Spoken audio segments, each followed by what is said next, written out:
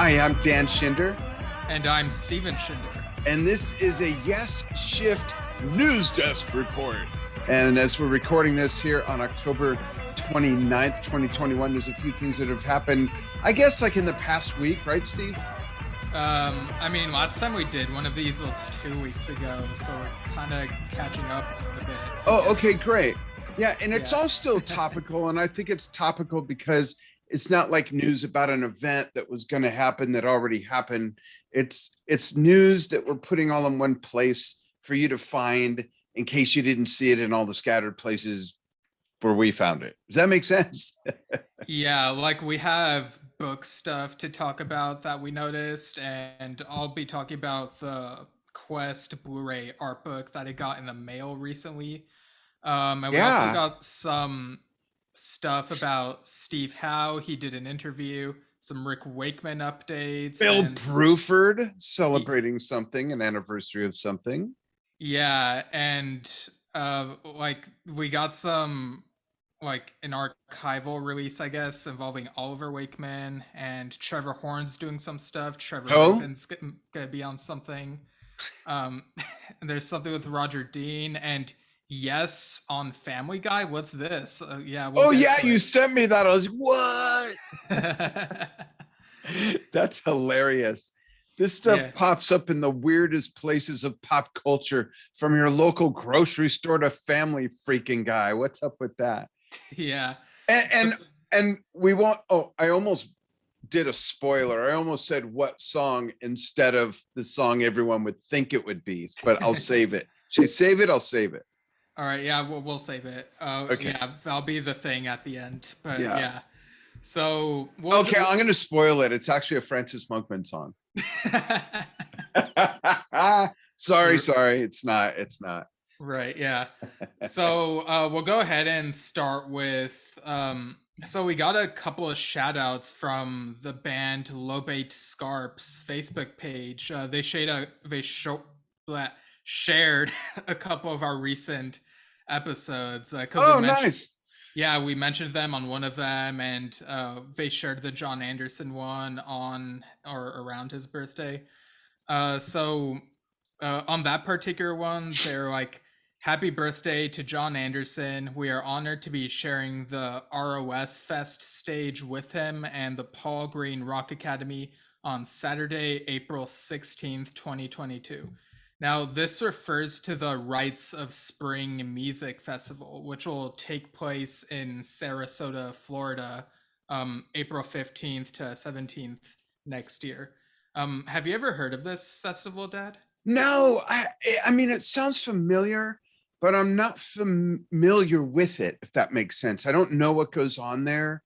Right. It's kind of foreign to me. So I'm curious now that we know, well, some sort of hint of what kind of music is there, but then again, we shouldn't assume because there's all kinds of festivals. In fact, someone messaged me today a graphic. It was a photo of an old concert poster. The headliner was Boston, and then it had Black Sabbath, Van Halen, and Sammy Hagar. Like what? Like all that makes sense. That's like going from here to there. It's like zigzagging. Yeah, exactly. And I could see Van Halen and Sammy Hagar because Sammy Hagar was out of Montrose at that point. Van Halen was new and fresh. Boston was the big thing, but Black Sabbath, it was like, what the fuck? So yeah, you never know. I don't want to assume, but it sounds like an interesting festival. If anyone knows, go ahead and comment, send us a link, educate us. Yeah, they have some of their performers listed, like Robert Berry is one of them, and some other ones I haven't heard of, like Arc Iris, the Tea Club, Pattern Seeking Animals. So you can find all that on rosfest.org. But another thing is that on the Rites of Spring Festivals Facebook page, they shared a video about Jon and the Paul Green Rock Academy performing in April, and it was set to Heart of the Sunrise. So it's really cool. I saw that. Yeah, so that was cool. So I have a question about that. I want to can I bring something up out of sort of the notes we have? Sure. Okay, so it's regarding Jon Anderson with the Paul Green Rock Academy. And I'm just throwing this out there. I'm just throwing this out there to everybody and to you, Steve. Does anyone think, if you've seen, and only answer if you've seen the videos of Jon with Paul Green Rock Academy, because there's a lot of stuff that is like, wow. So my question is, do you think that's sort of an FU from Jon to Yes, saying, okay, no problem, I'll just get these kids, and then they're just like blowing it out of the water? Do you think there's any of that in there? Not that he's not being authentic by playing with the youth and all that, but I would say absolutely not, because he was already performing with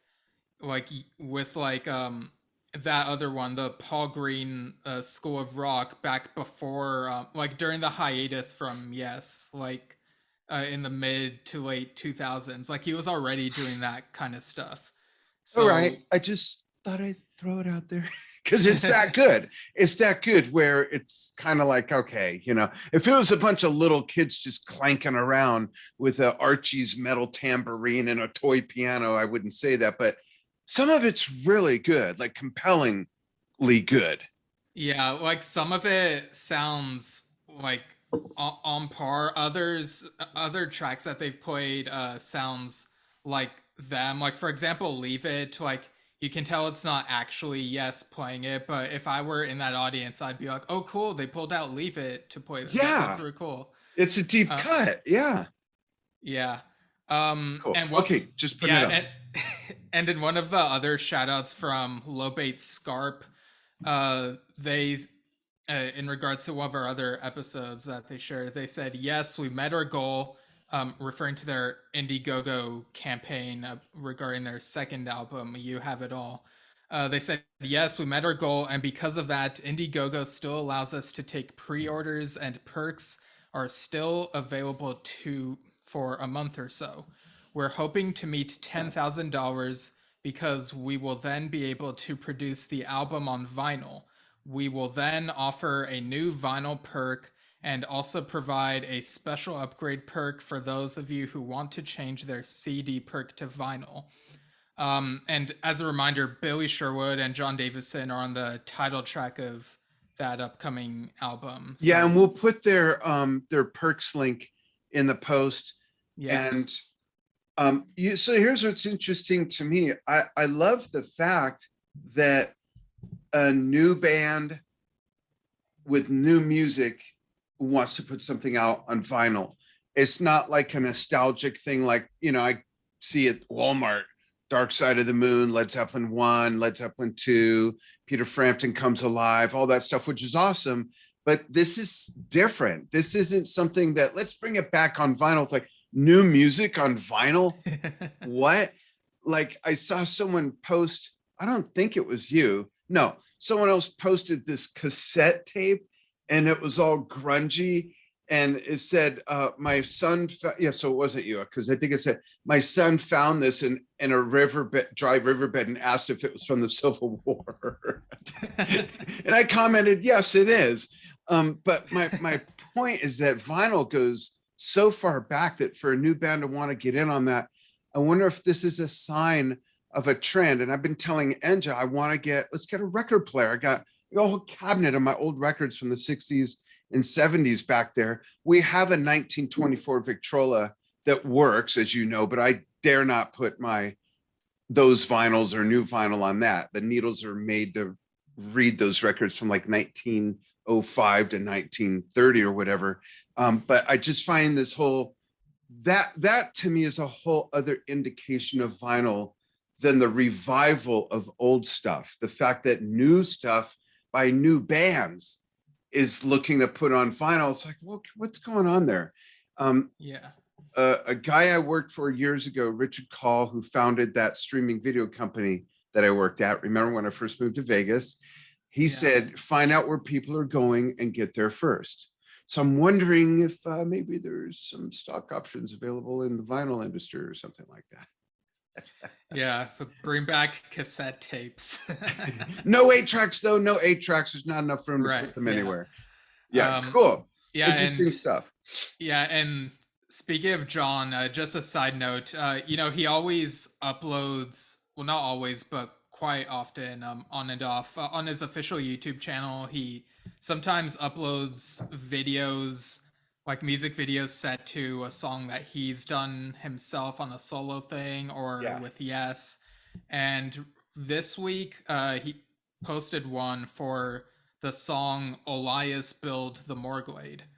And it's basically combines some of the art from the album with like this image of meditation from the looks of it. Funny thing is I said I was going to listen to his whole catalog chronologically, and I just started that yesterday and heard that song, and then boom, here it is. Yeah, you messaged me and were like, yeah, starting to listen to that album. So And I love the drunk R2D2 in the beginning of that one.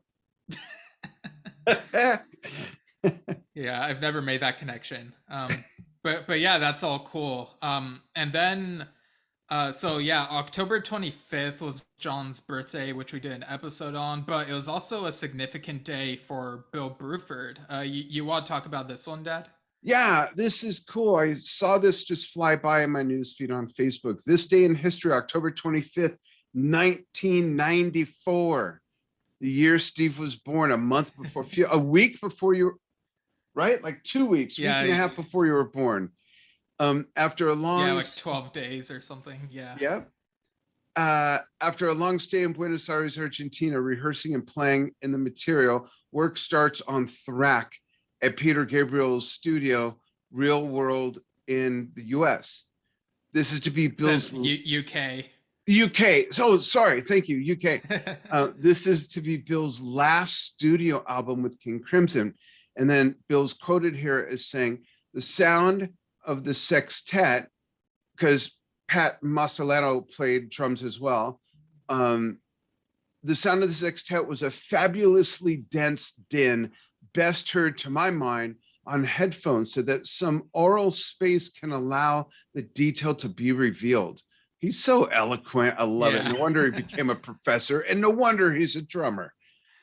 We drummers, Pat Mastroianni and Bill, spent hours in the back of the bus on tour working out detailed, complex, interlocking parts for the pieces such as Sex, Sleep, Eat, Drink, Dream, Thrack, Ba-Boom, the drummer's response to Vroom. And this is from Bill Bruford's The Autobiography, page 166. If you folks, anybody has that book, give us a review or a rating in the comments. I am ashamed to say I don't like it. No, I'm kidding.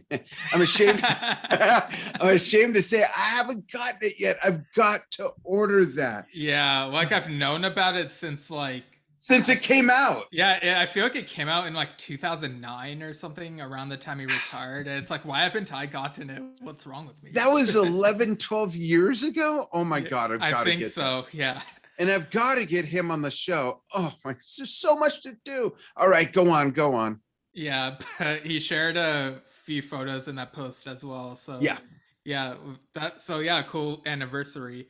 And October 25th also saw the release of the late Robby Steinhardt's solo album, Not in Kansas Anymore. What a great title, and what a shame that he passed before the release of that. That just breaks my heart. He was a monumental musician and an icon in the development of not just prog rock of the 70s, but commercialized prog rock to a degree, and a prog rock influence on American bands. There's a lot of things there that you can really credit him for as a musician and songwriter. I can't wait to get this. I've got to get this.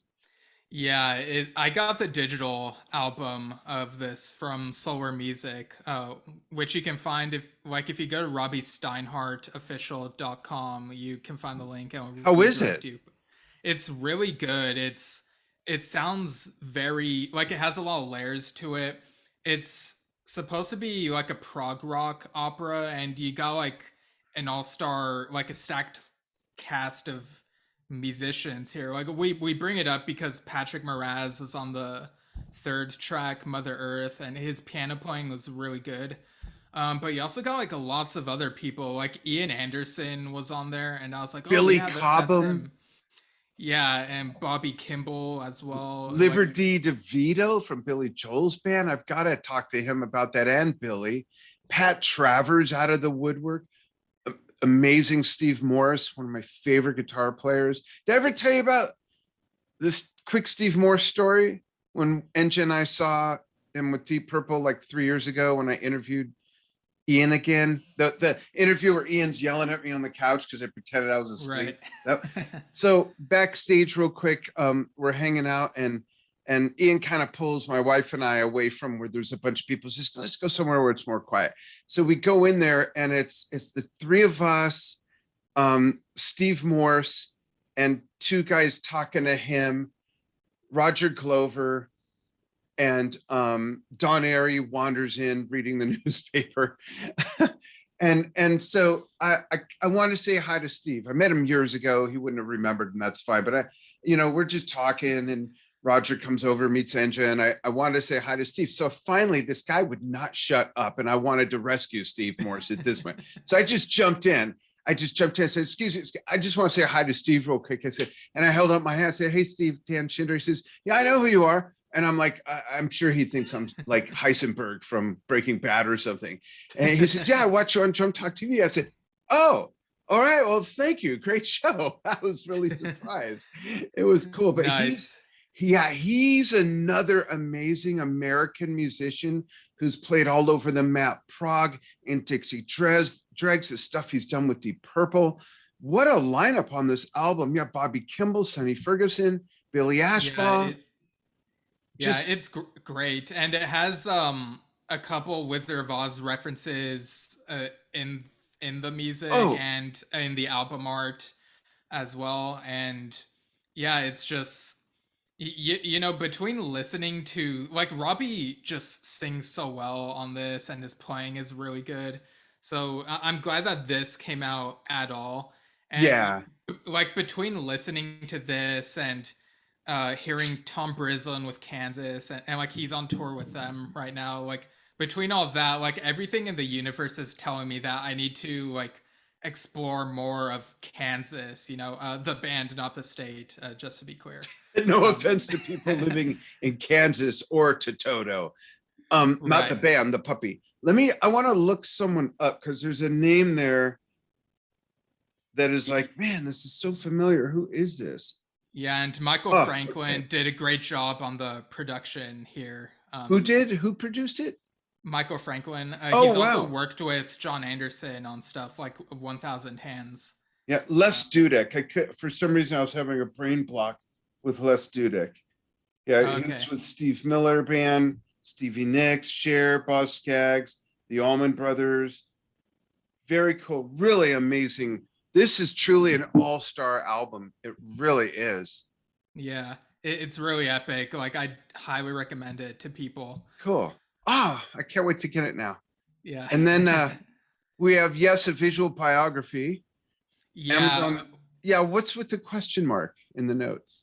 Oh, because I was kind of confused when I was looking up stuff about this, because the Amazon listing said it came out June 28th, but then we recently saw people like just receive it, so I was wondering if like the release date had changed or what. That never happens, especially with Yes. Right. but in any case, I figured we just mention it briefly. It's by Martin Popoff.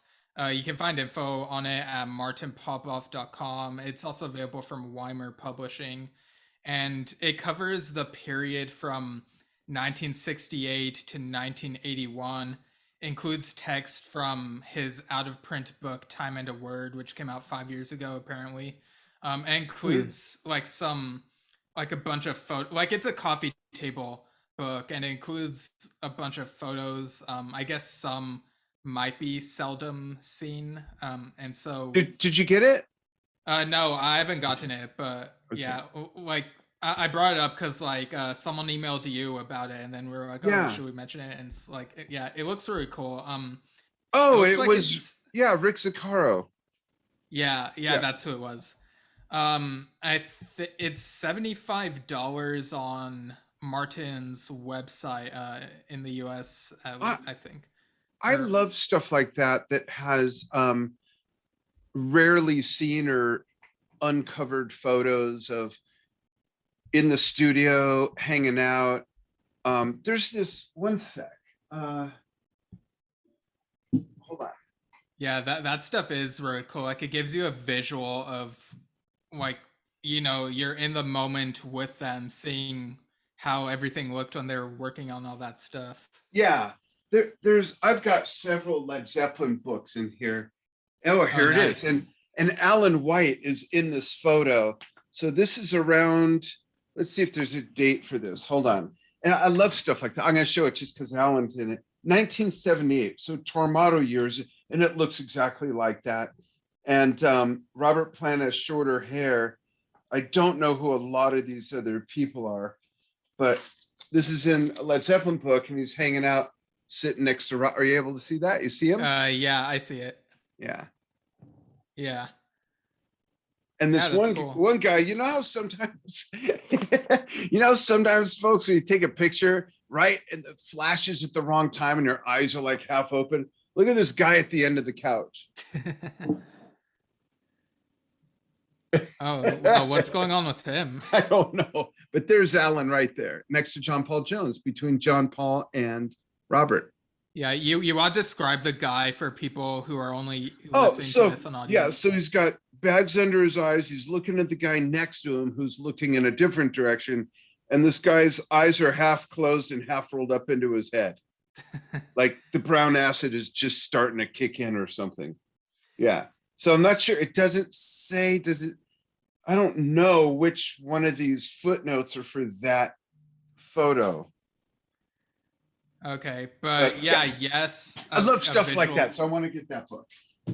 Right, yeah, and like I said, it goes from pretty much the beginning of Yes to drama, and I'm guessing like up until that breakup in '81. Yeah, the end of the tour, probably. Yeah. Right. Yeah, and yeah, and there's this other book we've also talked about before called Yes in the '80s. Right. By Stephen Lamb with contributions from David Watkinson.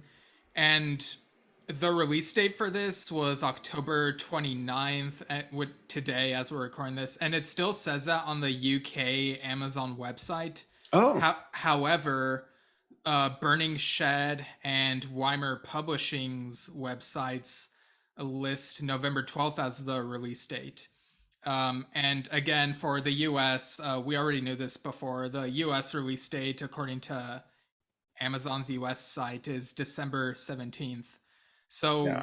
I'm curious about whether this got pushed back in the UK and maybe the listings isn't updated. Like, I'd be curious to hear from people who ordered it from the UK Amazon site and whether or not it arrives soon or if they say there's a delay or whatever. Like, I'm curious about that. But yeah, I wonder if it's the same type of book, but just focusing on the 80s, of course. Right. Yeah. Like it's paperback. It's not coffee table. Okay. And yeah, and like you said before, it covers from drama pretty much up until the ABWH period. Yeah. So yeah, that whole decade. So cool. Yeah. Between those two books, people will get like pretty much 22, 23 years of Yes info, I guess. So yeah, let us know what you think of those if you got either of those. Yeah. And then the review of the Quest Blu-ray art book, is that your review? And yeah, so okay, give it to us. I saw the one picture. Yeah, there it is. I'm real curious to see this. So I'm going to be Steving soon. I'm going to be seeing Steven soon. We're going on a trip together, and I want to see this. Soon. Yeah. You'll ride. So I got this in the mail about a week ago, finally. And I was surprised that it was... Finally! Yeah. And I was surprised that it was this big. Like, okay, so maybe this is me being stupid and not reading the actual listing, but... Like, because it said Blu-ray art book, I was imagining that it was the size of like a normal Blu-ray case. So like, me too. Size. Me too. That's funny. But yeah, it's a hardcover. It feels kind of like a storybook type of thing. And if you look on the inside of the cover, um, it's got Damn, it's got two CDs and the Blu-ray disc. Now the that's Blu-ray, cool. yeah, now the Blu-ray disc. Well, I'll go into that in a bit, but And yeah, I the have what I was looking for just now. I have a Led Zeppelin book that is the size of a CD case. So that's why I thought that too. okay, yeah, and it's got these like the lyrics and this essay called "The Story of the Quest" by the written by the Gottlieb brothers who do all this photography. There's some really nice photos in this. Oh, Um, cool. and Show the us one. Show us one really cool okay, photo yeah, that maybe no one has seen unless they have this. okay. Let me know when you're holding it up. Now it's bugged me that I don't see this book. Okay. Yeah, I'll show these ones. So we got Alan White and Jay Shellen in these photos. Oh wow. Does Alan have a beard? Yeah.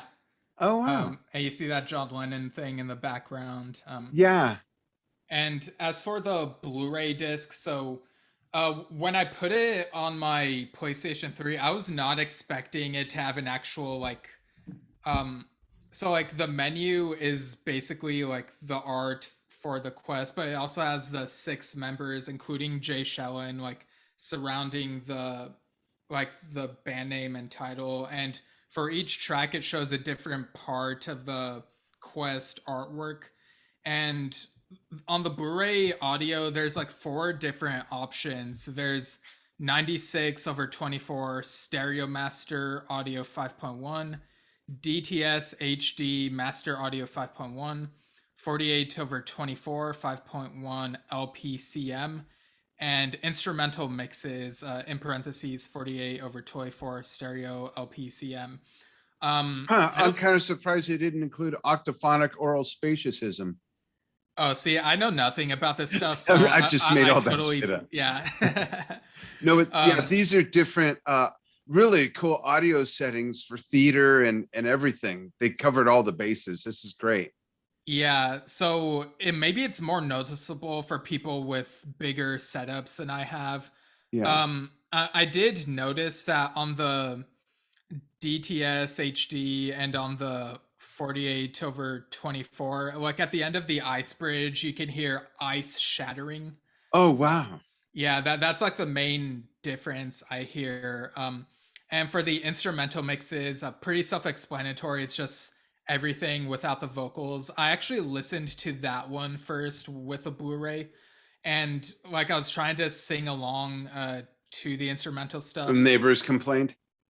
Uh, No. no, they didn't. But man, I'll just say this: it's a good thing that I'm not singing for Yes, because I didn't know the songs as well as I thought I did. Like I have the lyrics, but I would miss the cues for like when you're supposed to come in and sing certain passages of it. So I'd like sing a part and be like, okay, got wait for this instrumental stuff. Oh wait, I missed a part, and like speed through the Yeah, lyrics. karaoke is not as easy as it looks. Yeah, like it doesn't have the lyrics on the screen. So I guess that's a thing that would have been nice, but yeah, I wasn't expecting this sort of visual for the Blu-ray. Like I guess I was just expecting like it would be like when you put a CD in a computer and it's just like I don't know, it's like blank, or maybe you'll have Yeah. like that thing. So this was kind of surprising to me, and I Stephen like to playing look. Yesshift.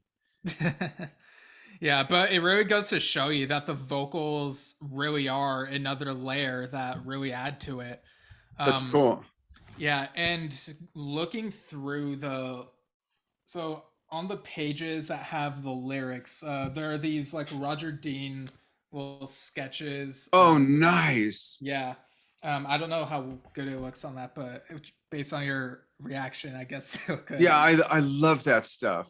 Yeah, and one thing that I kind of learned while looking at the song credits was that pretty much each member is associated with a different publishing company, Yeah. which in hindsight is like, well, duh. Like, Yeah. yeah, that was like a little reminder. I was kind of surprised that like I don't know if if people noticed it too late. Like I don't know if these were manufactured already and if it was too late, but Francis Monkman's name is not under the ice bridge in this book. I know it's listed on the YouTube video. I'd be curious to hear whether it's included in the normal CD version. I'm Um, thinking these were likely, if not printed already, the artwork was already finalized and it would have been, for whatever reasons, too much to go back and adjust that. yeah, And there could be maybe. many reasons for that. No, Yeah, I don't think they're I dissing him or anything. right. Like I'm sure he's being compensated because they've addressed it, but they definitely would not have been able to include info about that little controversy just because I think it would have ruined the layout of the essays a bit. Yeah. I'm trying to find the place where it looks like a okay, yeah, it's like a circular quote thing. Oh, that's neat. Yeah, Yes. folks listening to the audio, it might be worth checking out the video of this episode on our Facebook page. Yeah. Yesshift. Yeah, there is a moment where Steve is talking about the music in the interviews, including this essay, and he's like, "This is all." He says something to the effect of, "All of this stuff was written 2019 to 2020, I think," and then like in my head, I'm like thinking, "Well, I guess he didn't know about the ice bridge thing yet." Yeah. But yeah, another thing that was it kind of clarifies which songs the orchestra is on. Oh, good. Yeah, so Dare to Know and Minus the Man, we already knew that. And also on Leave, what's that song called? I always butcher that song name. Leave Leave Leave Well Alone. Yeah. I was kind of surprised that there's no orchestra on the ice bridge because I could have sworn there was like a quote on Yes World that mentioned it, but so I don't know. I know you haven't had it that long. I don't know how far you've dug into it, but is there any mention of Chris? And is there any mention that pseudo rock formation on the cover could be Chris? And is there any song that might be about Chris or stanza, phrase, anything? From what I remember, I'm pretty sure they do mention Chris. They do not mention the rock formation or any of the songs being about Chris. Okay. But they do talk about some of the song meanings. Like for example, we were wondering what Sleeping Sister Soul was like, who that was about. Right. What's the deal? Yeah, Jon Davison said it's pretty much an amalgam of those different types of people who we know in life and they burn too fast. So so maybe it's not just one specific person in mind. And for A Living Island, that was him and Emily Lodge. Like apparently he's in a relationship with Emily Lodge, who is John Lodge's daughter and manager. Like that was something I didn't know before. I'm having a senior moment. Who's John Lodge again? Oh, from Moody Blues. Yeah. And he performed on the Royal Affair tour. Right. John Davison guested with. Interesting. With yeah. Yeah. So yeah, that's interesting. Yeah. And cool. there's like this product. Yeah, it's a real good essay. And Steve says really nice things about Billy, and Jay Schellen has some quotes in there as well. Weirdly, the credits don't say, like, next to each of the songs it says who played what, but it doesn't have Jay Shellen's name or say what he played, which is kind of weird given that he's part of like the lineup on the Blu-ray menus. Like he's pretty much an official member from the looks of it. That's interesting. Yeah, I wonder what's up with that. Maybe they couldn't remember. Yeah, I don't know, but it's still good to see him in this book in some capacity and on the Blu-ray. But yeah, so this like really went above what I was expecting. Like I would say that I would love to collect future albums in this format now. Like if it's almost like a biography of the album. Yeah, I don't know if other bands do this as well, but I mean, if they do, like this is the format I want to get. Like it's as big as a vinyl, but it's playable for me, like with CD and the Blu-ray. That's And cool. the essay's really good. Like, yeah, I love this. It's definitely was worth a buy. How much was it? I think it was $60 or so. That's cool. Yeah. Yeah, I would Um, pay that. yeah, and speaking of moving on, speaking of Jon Davison, just real quick, I think it was yesterday. John Lodge on YouTube. There was a video promo showing him singing "Ride My Seesaw" from this upcoming release, "The Royal Affair and After," and of course including Jon Davison guesting, adding vocal harmonies, and the video looks pretty cool. Like it shows the live performance, but with a Starfield cross fading against it. I'm curious about whether that would be on an actual DVD release or if that's Hmm. just added for the YouTube video. Um, Good but question. it looks like the whole song, and yeah, it's pretty good. People can check that out. Like it's pretty Cool. easy to find. So Quick yeah, set. and moving on with the quest related stuff. Uh, Yeah. Steve Howe was interviewed for Ultimate Classic Rock, and he shared it on his Facebook page on the 20th. This article is titled "Yes, is Steve Howe on the Quest and Recording Without Chris Squire." So he talks about obviously the quest, but he also talks about some of the difficulties with magnification and heaven and earth. It's really worth the read. But I pulled out this quote about the quest that I thought was worth reading. Dad, did you want to read the first part or did you want me to Yeah. read the first part? Okay. Yeah. I'll go ahead and read the first part. So Steve says, uh, I don't really think Chris ever went away from us. It's not like he passed away and we forgot about him. We couldn't, we wouldn't, we would never want to. The Mhm. quest has only been possible because of the incredible teamwork that we did since Billy joined, and also before then in preparation with keyboardist Jeff Downs coming in. We didn't over discuss it. We just knew we were doing something that we hoped Chris would have liked. In our wildest fantasy, we'd send Chris a copy and he'd say, fuck me, you did a pretty good job. That would be a really great payoff, but that's not possible.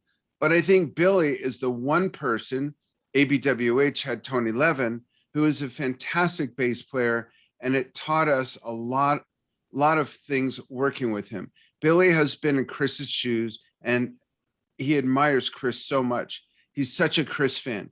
We couldn't be at sound check. And if I play a line from a song we don't play, suddenly Billy's playing with me. He's such a wealth of knowledge about Chris's playing. And I think that's what our fans have come to realize. Billy's not some kind of stand-in stooge and then says it. Steve laughs. That's funny. Yeah, and he continues, he's a guy who's dedicated most of his career to playing in that style. His love of Yes is notorious, and he's been in the band before in what I call the pre/post millennium days. It's very interesting. As we got more and more tracks ready for the quest, we were holding them back a bit, and then we started sending them to Billy to get his input on them.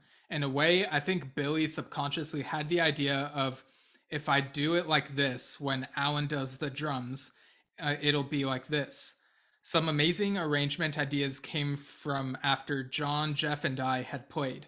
Billy added the bass and the drums went on, and they accentuated and punctuated Billy's playing so much that it was like a tribute to Chris.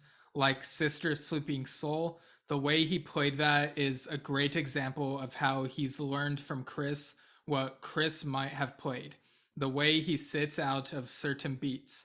Much of it is intuitive with Billy because of his love for Yes and in particular Chris.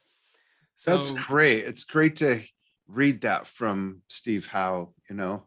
That's really yeah, cool. because we kind of think back to the Open Your Eyes days and how Steve kind of wasn't completely happy with that album, and so like some people would think, oh, like may Steve and Billy maybe don't mix, but like it's like clearly they work really well like in this era, and it's great to see Yeah. that they work really well carrying on the Yes legacy. Yeah, and I'll say it again, the leap from, and I love Open Your Eyes. I don't pull any punches. I love Open Your Eyes, but the leap from Open Your Eyes to the latter is is a big leap. And Billy even plays lead guitar on one of the songs and rhythm guitar on the rest, and a lot of vocals. Certainly had a place there. So it is neat to see what's happening now. For some people, it's not Yes, and for some people, if it's not the relayer lineup, it's not Yes. Some, So whatever. some, some people don't understand how lucky That's they right. are. Yeah, check out Inventioning, everyone. By John Um, Anderson. Yep. yeah, yeah, they got John Oliver and John Luke on that single. And then it's Um, funny, we have some Rick Wakeman interview and tour dates. I just today saw that on my calendar. I still had Rick Wakeman on the 9th. I was making an appointment with someone, and I thought, oh no, that's right. I'm supposed to put it. Oh, wait a minute. They postponed the dates. I think this is not happening. Like I yeah, totally forgot about it. yeah. So we have a quote from an interview and then some tour stuff regarding Rick. So on the 18th, he did an interview on Quinn and Kentara morning show, PYX 106. So he was asked whether there are two yeses, and he joked, "I think there are about six at the moment." and and when he asked about being involved with Yes, Rick said that ARW had fun touring, and then he said, and I quote, "If there's any more, I don't know. I've not been told anything at the moment." And Steve Howe and Alan White, Steve, who basically runs the official Yes, as it's called, as long as a band, whoever it might be, is out there playing Yes music and people want to go out and see them and are happy, then I don't see anything wrong with that, really. I mean, there are so many bands that obviously don't have any original members anymore because either people have passed on or are not capable of playing anymore. That's going to happen. You're going to be hard pressed to find bands from the 70s where all the original members are alive and still playing. So it's pretty much the same thing he said in that Prague Report article. Yeah. And like he's sticking to it. Like it was one thing for me, like reading it and being like, huh, but like I kind of need to hear him say this. And it's like, yeah, hearing him say it, like that's like he's sticking to it. Like that's his current stance on the Yes situation, I guess. Yeah, that's funny because while Yes has never had the same lineup for two albums, for more than two albums in a row, Rick has never told the same story the same way two times in a row. So this is different. Right. Yeah, and of course he's doing his grumpy man Grumpier, even grumpier old yeah. rock star touring. Yeah, he's doing that, and he's posted a couple YouTube videos. They're pretty funny. Oh, I Uh, gotta like see like those. like during the tour, like one of them, he goes into this room in a hotel, I think, where it says library, and the first thing he says is like some magazines, and yeah, and there's also he also posted a video about the Caped Crusader Collectors Club, and he talked about the postponed tour dates, which people can find out more about on rwcc.com. So, shows that have been postponed will happen in February and March. Unfortunately, the November 6th Wichita show was canceled and unfortunately cannot be rescheduled, but Huh. refunds are available at the point of purchase for that. Don't know why. Yeah, I didn't find an explanation for that. Okay. But yeah, but there's also an announcement for something he'll be doing November 28th to December 21st in the UK. I found out about this through loudersound.com. Rick announced the Not Quite as Grumpy as Last Xmas tour. Yeah, so this is the long delayed follow up to 2019's Grumpy Old Christmas tour. And in a quote, he says, "At last, I can finally tour in the UK again. I can't tell you how much I've missed it. I'm almost looking forward to ringing the changes with the. Oh, sorry. I'm also looking forward to ringing the changes with the addition of keyboards, which is a bit of a departure from my traditional piano shows, but will give me the opportunity to vary the set list. And hopefully, I can put smiles on all our faces with stories of some of the ludicrous things that have happened in my career. After the last 18 months, I think we all deserve a laugh." Um, so, yeah, if anyone goes to any of these Rick Wakeman shows, let us know how they are. I'm really curious. And also, apparently, after this Christmas tour, he said in an interview with Arts Express on the 26th that after these tours, he plans to work on a musical with Tim Rice. Wow. Yeah, whom he worked on 1984 with. He's a lyricist, I believe. Um, so yeah, Rick's very active and joking and just being himself, I guess.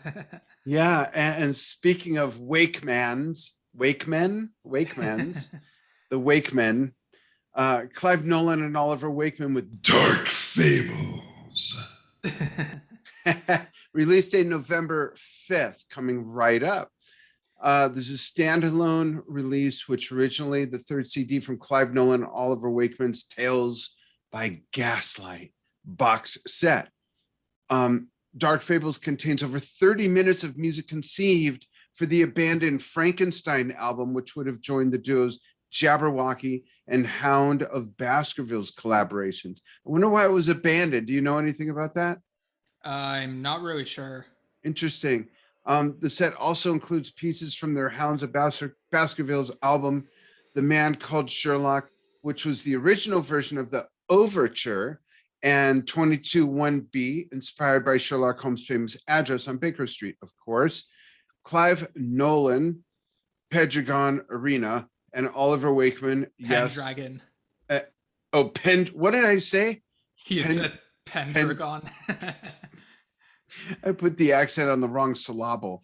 And Oliver Wakeman, I didn't know he played in the Straubs also, really? Oh yeah, I think that was several years ago, or maybe it was in the 2000s. I can't remember if it was before or after. Yes, but funny. Yeah, he's taking after his father pretty much. Yeah, first combined their considerable keyboard and compositional talents to create the two aforementioned rock opera concept albums in 1999 and 2002. Man, that seems so long ago now. Ugh. Peter Prakwinick, am I pronouncing his name right? Prakwinick, sorry, Peter, was the creative behind the original The Hound of Baskerville's artwork 20 years ago, and they've employed his talents again for the sleeve of Dark Fables. Interesting. That sounds like a great project. I'm surprised it didn't come out like right before Halloween. Hello, marketing department. Hello. Yeah, so the listing for this I saw on Cherry Red Records' website, and they've done a lot of releases related to Yes members, like we've talked before on the show. So yeah, I really want to listen to this. Like Oliver Wakeman is very talented, and I want to listen to more of the stuff that he's done. Yeah, Clive Nolan, I'm not familiar with, but hey, it's might be worth a listen. Absolutely.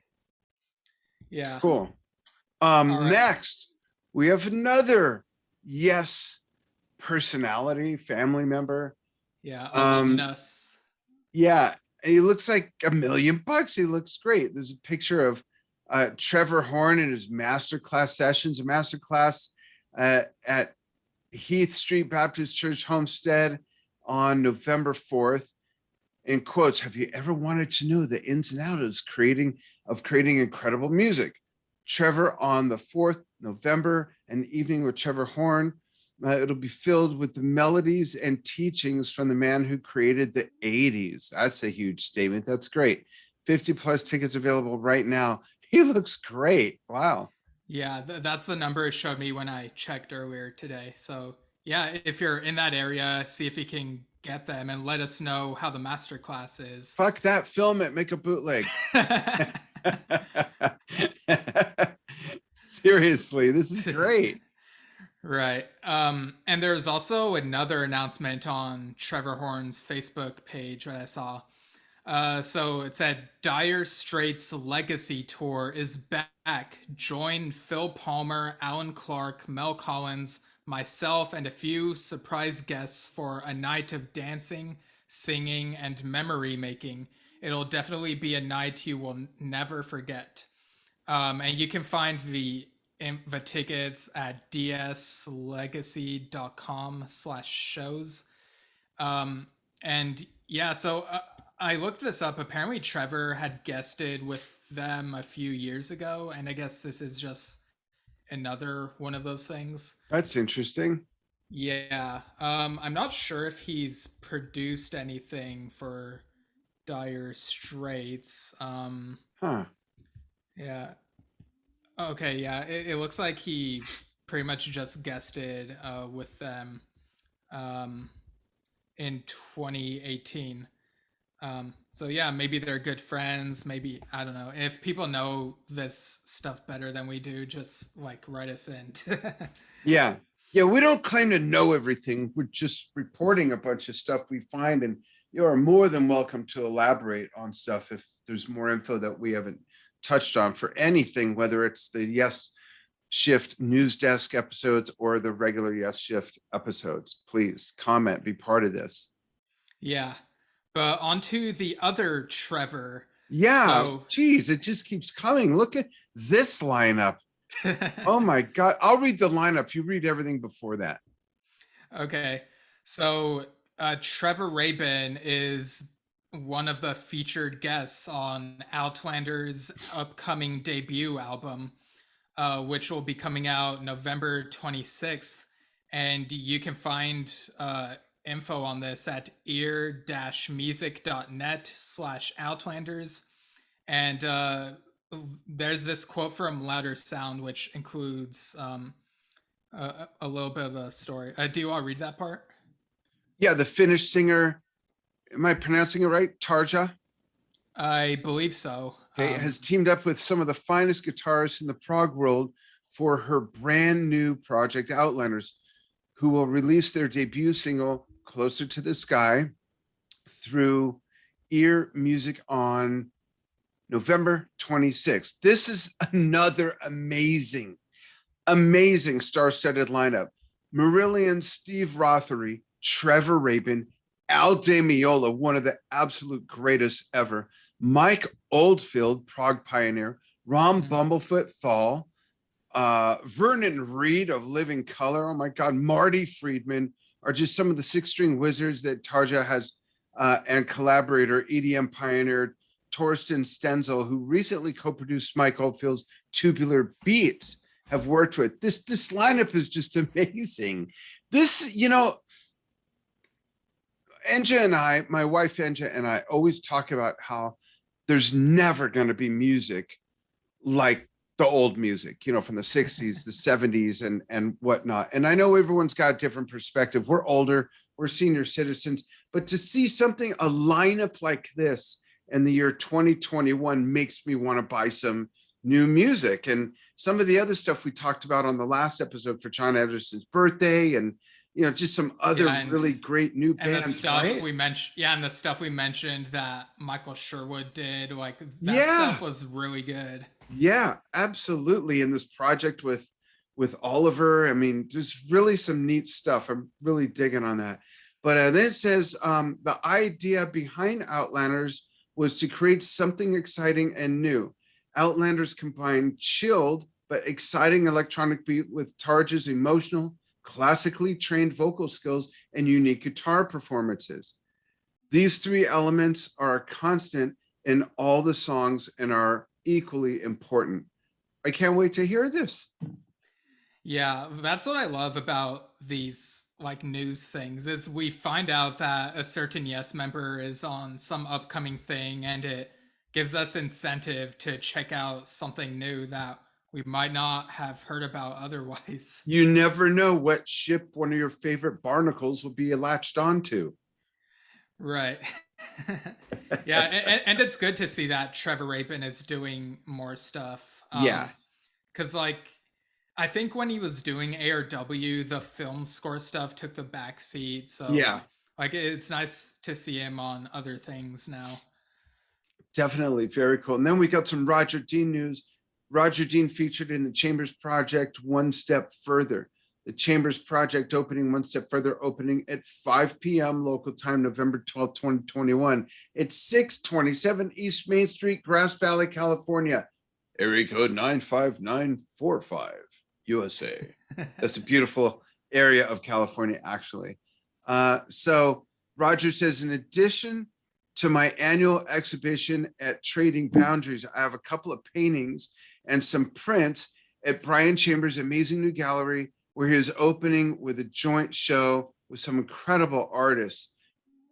See his poster, and some incredible and rare works of art, such as Rick Griffin's. Rick was one of the most original and influential of the psychedelic artists. I remember his artwork when I was a kid. The hip kids like me had like book covers by him and Peter Max and stuff like that. When Storm and I were working on the cover of the album, of the first album cover album book, and I remember that, it was a unanimous decision to put his Oaxowa cover. Yeah, I'm not front, sure how that's pronounced. Yeah, and central. This is before we went this is before we went on to publish a book of Rick's work in 1980. I've never seen the original drawing of Rick's in the flesh, so I'm very much looking forward to seeing what wonders Brian can conjure up. Sorry, folks, my mouth is at about 70% accuracy right now, been talking all day. Then it says, when I know about the paintings and the sculptures and the other artists who'll be showing, I will write again with pictures. Also, I'm hoping to show images of the new building. The two paintings of mine that will be exhibited are The Quest, the cover of the latest Yes album, and Inland Sea 2, with a possible third in Jade Sea. And then you've got the artwork there. I've got to write down the time so I remember to look for this and cut it in on the video. Yeah, and he said, if I can navigate all the new travel issues, it is my plan to be there for the opening. So yeah, Roger Dean's pretty busy, and yeah. Yeah, awesome stuff. I'd love to meet that guy. God, we're working to have some, I know we keep saying this, but we are working to have some of the Yes family on our show. We know some of them personally, and others we can reach out to. I'd love to have Roger Dean on. Absolutely. Yeah, that would be great. Very cool. So our little nightcap fun fact nugget that Steve found and sent to me in Facebook messages, laughed when I saw this. So you say what it is without saying the song, and then I'll say what song it isn't. And we'll pause. I'm curious what people might think it would be, and maybe that'll give them a moment to comment real quick when they hear it. I don't know, but you go for it. Breaking news. Okay, yeah. So last Sunday, there was a new episode of Family Guy titled Brief Encounter. And so the way the episode ends is, I mean, it's okay. So Family Guy is not for everyone. It can be a terrible show sometimes. It can get really violent and offensive. But at the end, it's not for everyone. But at the end of the episode, they're sort of wrapping things up. And then Stewie, the baby, looks at Brian, the dog, and he's like, hey, do you want to end the episode with a to be continued meme? And Brian's like, I don't know what you mean. And then Stewie takes out this rocket launcher, and like Brian tries running away, and then Stewie like fires the rocket launcher at him. And then it freeze frame like while he's like blowing up. And that's when you hear a Yes song. And the song, I'll tell you what, it's not. I think most people would think Roundabout. I'm sorry. Most people would think I would have thought because of the circumstances, arriving UFO, because of the name of the episode. But most people would have thought owner of a lonely heart. But what song do you think it is, folks, if you didn't see it? I accidentally said it. It's Roundabout. Yeah. Steve's looking at me like, what the fuck are you doing? But no one knew that, though, till I just said that. But because of the name of the episode, why didn't they use arriving UFO? And with a rocket launcher, like, it fits. What's up with that? So they used Alan White was the holdout, so they went to the previous lineup. Like, what happened there? so they used Roundabout because this is a very, or I guess it was a popular meme. I don't know if it's still popular. Like, Family Guy does this weird thing where they'll reference something in pop culture that was popular a few years ago. Like, they've even joked about it, like poked fun at themselves about it. But yeah, so a few years ago, people were making these video clips from like either real life or from TV shows and movies, like adding Roundabout and like to be continued. And it originates from this thing that this anime called JoJo's Bizarre Adventure did. Now, the creator of that show is a huge prog rock fan, which is why there are some characters on there and in the manga as well, I suppose, with names like Tarkus and Bruford and stuff like that. Oh, wow. And at the end of each episode, like the song that plays during the end credits of each episode after the cliffhanger is Roundabout. Oh, yeah, because I guess he really loves that song. Interesting. I did not know that because I don't watch the show. I know your cousins, Kyle and Matthew. I don't know if they still are, but they were Family Guy freaks growing up. And I'm thinking, like, my sister lets them watch this shit. They were like little kids. But hey, it's something for everybody. It's, I know that it's funny. I love Stewie and what's the dog's name? Sorry. Brian. Yeah, I love the two of them are my favorites. They can have their own show.